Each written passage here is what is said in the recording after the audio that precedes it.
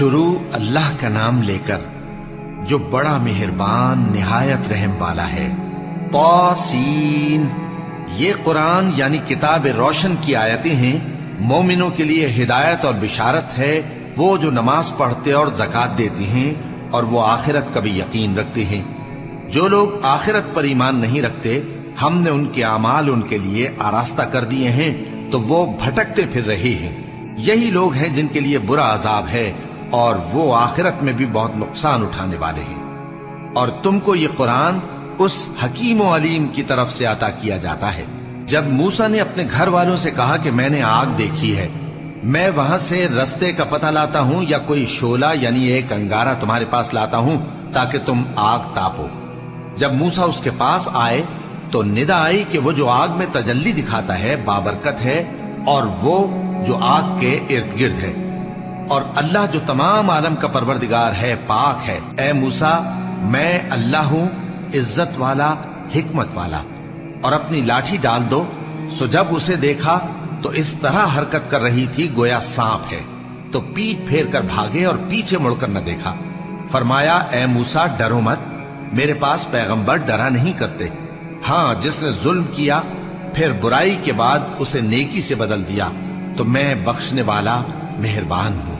اور اپنا ہاتھ اپنے گریبان میں ڈالو، بے عیب سفید و روشن نکلے گا۔ ان 2 معجزوں کے ساتھ جو 9 معجزوں میں داخل ہیں فرعون اور اس کی قوم کے پاس جاؤ کہ وہ بدکردار لوگ ہیں۔ پھر جب ان کے پاس ہماری روشن نشانیاں پہنچیں تو کہنے لگے یہ کھلا جادو ہے، اور بے انصافی اور غرور سے ان کو ماننے سے انکار کیا، جبکہ ان کے دل ان کو مان چکے تھے۔ سو دیکھ لو کہ فساد کرنے والوں کا انجام کیسا ہوا۔ اور ہم نے داؤد اور سلیمان کو علم بخشا، اور انہوں نے کہا کہ اللہ کا شکر ہے جس نے ہمیں اپنے بہت سے مومن بندوں پر فضیلت دی۔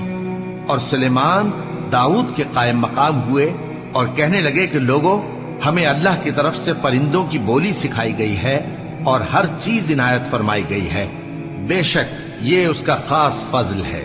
اور سلیمان کے لیے جنوں اور انسانوں اور پرندوں کے لشکر جمع کیے گئے اور پھر ان کی جماعتیں بنائی گئیں، یہاں تک کہ جب چیونٹیوں کے میدان میں پہنچے تو ایک چیونٹی نے کہا کہ چیونٹیوں، اپنے اپنے بلوں میں داخل ہو جاؤ، ایسا نہ ہو کہ سلیمان اور اس کے لشکر تم کو کچل ڈالے اور ان کو خبر بھی نہ ہو۔ تو وہ اس کی بات سے ہنس پڑے اور کہنے لگے کہ اے پروردگار، مجھے توفیق عنایت کر کہ جو احسان تو نے مجھ پر اور میرے ماں باپ پر کیے ہیں ان کا شکر کروں، اور ایسے نیک کام کروں کہ تو ان سے خوش ہو جائے، اور مجھے اپنی رحمت سے اپنے نیک بندوں میں داخل فرما۔ اور جب انہوں نے پرندوں کا جائزہ لیا تو کہنے لگے کیا سبب ہے مجھے ہدہد نظر نہیں آتا؟ کیا کہیں غائب ہو گیا ہے؟ میں اسے سخت سزا دوں گا یا ذبح کر ڈالوں گا یا میرے سامنے اپنی بے قصوری کی واضح دلیل پیش کرے۔ ابھی تھوڑی دیر ہوئی تھی کہ ہدہد آ موجود ہوا اور کہنے لگا کہ مجھے ایک ایسی چیز معلوم ہوئی ہے جس کی آپ کو خبر نہیں، اور میں آپ کے پاس ملک سبا سے ایک یقینی خبر لے کر آیا ہوں۔ میں نے ایک عورت دیکھی کہ ان لوگوں پر حکومت کرتی ہے اور ہر چیز اسے میسر ہے، اور اس کا ایک شاندار تخت ہے۔ میں نے دیکھا کہ وہ اور اس کی قوم اللہ کو چھوڑ کر آفتاب کو سجدہ کرتے ہیں، اور شیطان نے ان کے اعمال انہیں آراستہ کر دکھائے ہیں اور ان کو رستے سے روک رکھا ہے، پس وہ رستے پر نہیں آتے، اور نہیں سمجھتے ہیں کہ اللہ کو جو آسمانوں اور زمین میں چھپی چیزوں کو ظاہر کر دیتا اور تمہارے پوشیدہ اور ظاہر اعمال کو جانتا ہے، کیوں سجدہ نہ کریں؟ اللہ کے سوا کوئی عبادت کے لائق نہیں، وہی عرش عظیم کا مالک ہے۔ سلیمان نے کہا اچھا، ہم دیکھیں گے تو نے سچ کہا ہے یا تو جھوٹا ہے۔ یہ میرا خط لے جا اور اسے ان کی طرف ڈال دے، پھر ان کے پاس سے ہٹ جانا اور دیکھنا کہ وہ کیا جواب دیتی ہیں۔ ملکہ نے کہا کہ دربار والو، مجھ تک ایک نامہ گرامی پہنچایا گیا ہے، وہ سلیمان کی طرف سے ہے، اور مضمون یہ ہے کہ شروع اللہ کا نام لے کر جو بڑا مہربان نہایت رحم والا ہے، بعد اس کے یہ کہ مجھ سے سرکشی نہ کرو اور مطیع و فرما بردار ہو کر میرے پاس چلے آؤ۔ خط سنا کر کہنے لگی کہ اے اہل دربار، میرے اس معاملے میں مجھے مشورہ دو، جب تک کہ تم حاضر نہ ہو اور صلاح نہ دو میں کسی کام کا فیصلہ نہیں کیا کرتی۔ وہ بولے کہ ہم بڑے زوراور اور سخت جنگجو ہیں، اور حکم آپ کے اختیار میں ہے، تو جو حکم دیجیے گا اس کے انجام پر नजर कर लीजिएगा। उसने कहा कि बादशाह जब किसी शहर में दाखिल होते हैं तो उसको तबाह कर देते हैं और वहां के इज्जत वालों को जलील कर दिया करते हैं, और इसी तरह ये भी करेंगे। और मैं इनकी तरफ कुछ तोहफा भेजती हूँ और देखती हूँ कि कासिद क्या जवाब लाते हैं। बस जब कासिद सुलेमान के पास पहुंचा तो सुलेमान ने कहा, क्या तुम मुझे माल से मदद देना चाहते हो? सो जो कुछ अल्लाह ने मुझे अता फरमाया है वो उससे कहीं बेहतर है जो तुम्हें दिया है। हकीकत यह है कि अपने तोहफे से तुम ही खुश होते होगे। उनके पास वापस जाओ, अब हम उन पर ऐसे लश्कर लेकर हमला करेंगे जिनके मुकाबले की उनमें ताकत न होगी, और उनको वहां से बेइज्जत करके निकाल देंगे और वो जलील होंगे। सुलेमान ने कहा कि ऐ दरबार वालों, कोई तुम में ऐसा है कि कबल इसके कि वो लोग फर्माबरदार होकर हमारे पास आए, मलिका का तख्त मेरे पास ले आए? जिन्नात में से एक कवि हैकल जिन ने कहा कि कबल इसके कि आप अपनी जगह से उठें, मैं उसको आपके पास ला हाजिर करता हूं, और मुझे इस पर कुदरत भी हासिल है और अमानतदार भी हूं। एक शख्स जिसको किताब इलाही का इल्म था कहने लगा कि मैं आपकी आंख के झपकने से पहले पहले उसे आपके पास हाजिर किए देता हूं। जब सुलेमान ने तख्त को अपने पास रखा हुआ देखा तो कहा कि ये मेरे परवरदिगार का फजल है ताकि मुझे आजमाए कि मैं शुक्र करता हूं या कुफरान नेमत करता हूं, और जो शुक्र करता है तो अपने ही फायदे के लिए शुक्र करता है, और जो नाशुक्री करता है तो मेरा परवरदिगार बेनियाज है, करम करने वाला है। सुलेमान ने कहा कि मलिका के इम्तिहान अक्ल के लिए उसके तख्त की सूरत बदल दो, देखें कि वो सूझ रखती है या उन लोगों में से है जो सूझ नहीं रखते। फिर जब वो आ पहुंची तो पूछा गया कि क्या आपका तख्त भी इसी तरह का है? उसने कहा कि ये तो गोया हू बहू वही है, और हमको इससे पहले ही सुलेमान की अजमत व शान का इल्म हो गया था, और हम फर्माबरदार हैं। और वो जो अल्लाह के सिवा दूसरों की परस्तिश करती थी, सुलेमान ने उसको उससे मना किया कि वो काफिरों में से थी। उसके बाद उससे कहा गया कि महल में चलिए। जब उसने उसके फर्श को देखा तो उसे पानी का हौज समझा और कपड़ा उठाकर अपनी पिंडलियां खोल दी।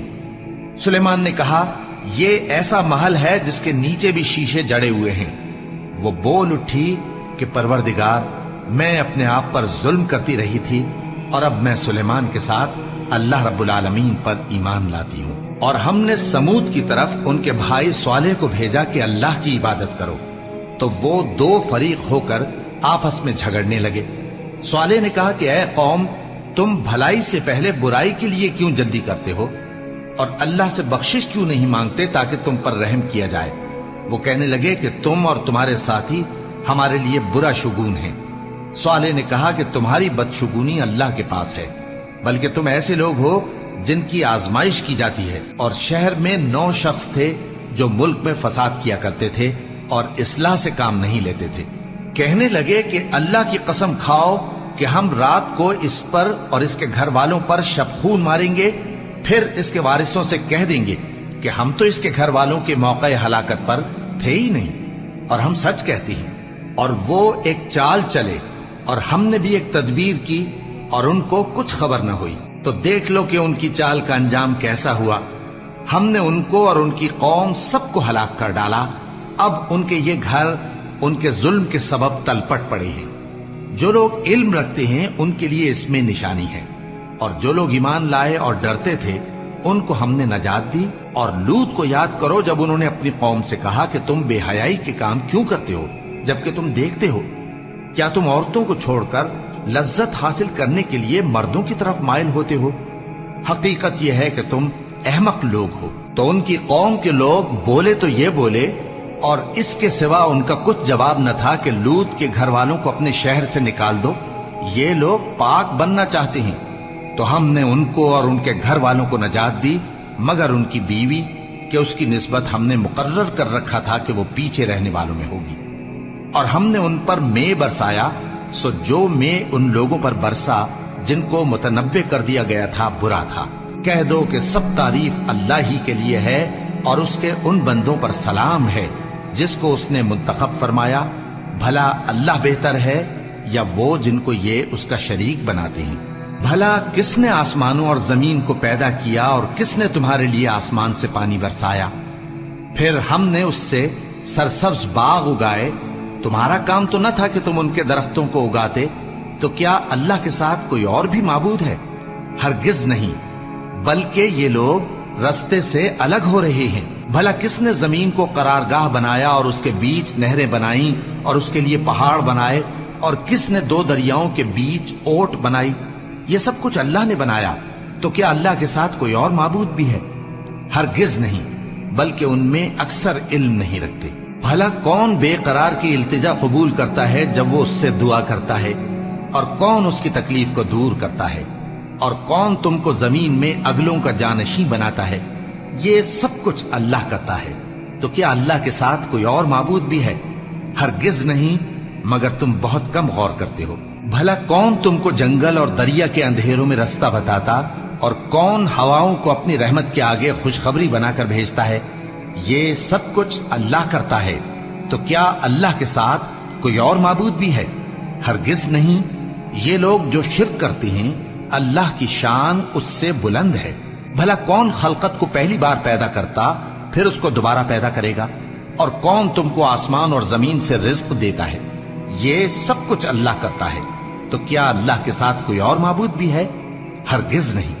कह दो कि मुशरिको, अगर तुम सच्चे हो तो दलील पेश करो। कह दो कि जो लोग आसमानों और जमीन में हैं, अल्लाह के सिवा गैब की बातें नहीं जानते, और न ये जानते हैं कि कब जिंदा करके उठाए जाएंगे, बल्कि आखिरत के बारे में उनका इल्म खत्म हो चुका है, बल्कि ये उसकी तरफ से शक में है, बल्कि ये उससे अंधे हो रहे हैं। और जो लोग काफिर हैं कहते हैं कि जब हम और हमारे बाप दादा मिट्टी हो जाएंगे, तो क्या हम फिर कब्रों से निकाले जाएंगे? ये वादा हमसे और हमारे बाप दादा से पहले से होता चला आया है। कहां का उठना और कैसी क़यामत? ये तो सिर्फ पहले लोगों की कहानियां हैं। कह दो कि मुल्क में चलो फिरो, फिर देखो कि गुनाहगारों का अंजाम क्या हुआ है, और उनके हाल पर गम न करना, और न उन चालों से जो ये कर रहे हैं तंग दिल होना। और कहते हैं कि अगर तुम सच्चे हो तो ये वादा कब पूरा होगा?